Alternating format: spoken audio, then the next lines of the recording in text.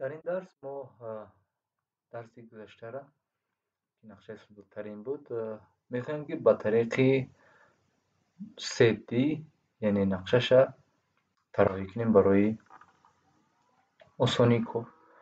باید قید کنیم که این نمودی نقشه را میگن نقشه مسیری جریان، یعنی یا که نقشه پرینسیپالیش هم میگن. یعنی در این نقشه ما فقط همون مسیر جریان برای آسانی کار و پرینسیپی کاری همون نقشه را فهمیدن به همین شکل طراحی میکنیم. اما در اصل ما زمانی که وصلش انجام میکنیم، سیمکشی انجام میکنیم، میبینیم که کمک تغییرات در خود همون سیمکشی وجود دارد. به همین مشکلی بعضا وقتا به همین چیز آورده میرسوند که ما نقشه کشی میتوانیم، اما منتج در زمان منتج سیمکشی و خطاگی راه میدیم.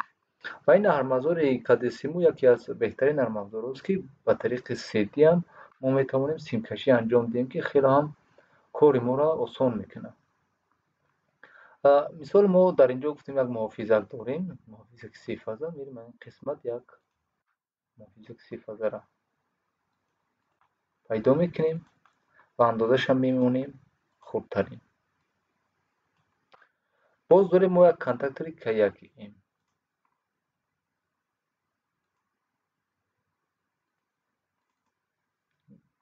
کانتاکتور هم اندازش خوبترین میمونیم و نهایتا داریم یک محرک 3 فازه. به همین شکل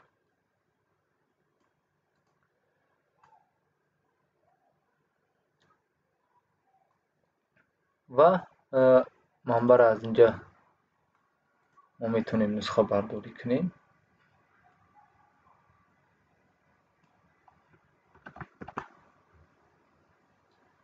و به این قسمت ایلاوه کنیم. اگر ما در قسمت بالا بینیم دیسپلی کامپوننت سیمبل، یعنی همین سدی سچینکی که از ما هست، ما میتونیم به شکل سیمبل هم مشاهده کنیم، میتونیم به شکل دودی هم مشاهده شون کنیم و نهایتاً هم سدی.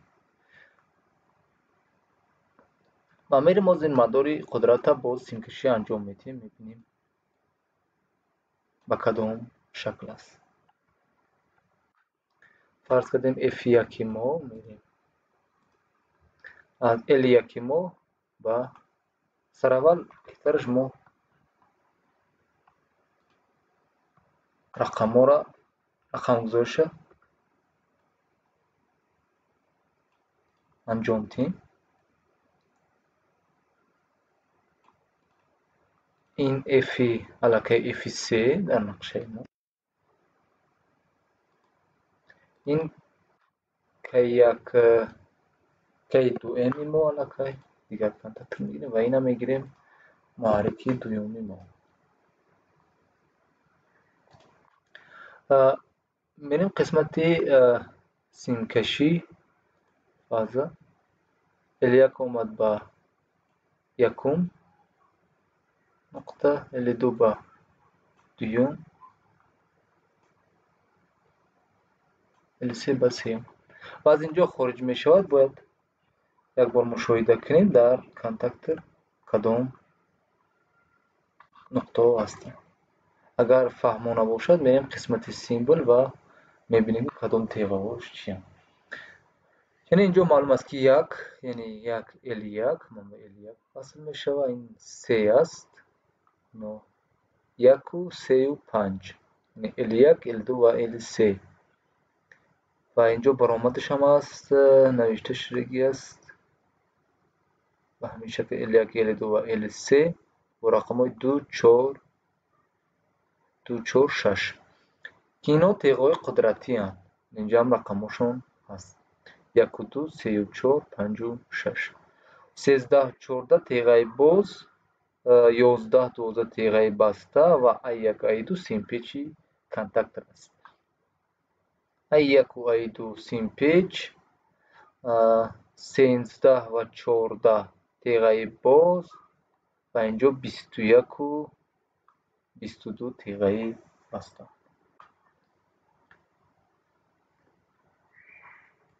سی فازه را وصل میکنیم. به این قسمت هم وصل یعنی شکل 3D. مدار قدرت به همین شکل بود، یگان فرقیت نداشت. و میره مدار فرمان. باز نیاز است به یک فاز و یک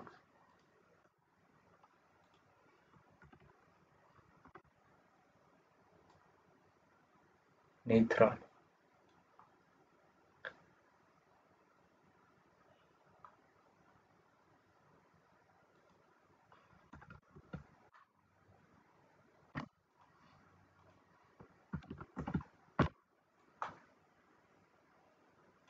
یعنی به همین شکل.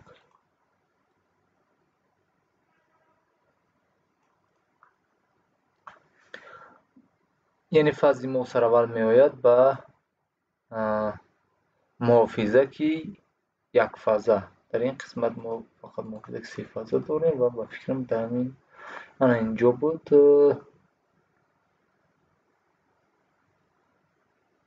دو دی 3D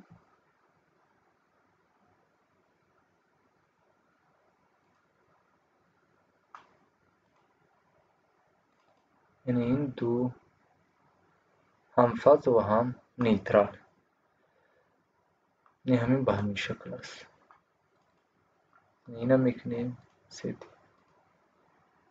اندازش هم خوب ترین و بهترش ما منبعی که هم فاز و هم نیترال است در اینجا میگذاریم. و از اینجا گفتیم یک کلید گردان است برای وصل کنی که اون در قسمت 3D میریم 60 ها انتخاب میکنیم و اینجا سلکتور تنظیماتش میگذاریم. این کلید گردان برای تیغاش هم فهمیدن کدام تیغ بسته است و کدام تیغ باز. ما میتونیم یک بار به طریق 2D بینیم که به طریق سیمبل بینیم که رقم 1 و 2 تیغ بسته است و رقم 3 و 4 تیغ باز است. یعنی ما تیغ بازی همین سلکتور را استفاده میکنیم کلید گردان. و فاز از این قسمت خروجی میشود میآید به بهترش یکم باریکتر بگیریم تا که فرقیت داشته باشه. فاز آمد از منبع به افی علاقه افی 4 این هم AC2. فاز آمد وارد شد به محافظه افی 4 ما، محافظه اتوماتی افی 4 ما و از اف محافظه آمد به رقم 3 تیغه بازی سلکتور ما و از برآمد از 14 یعنی رقم تیغه باز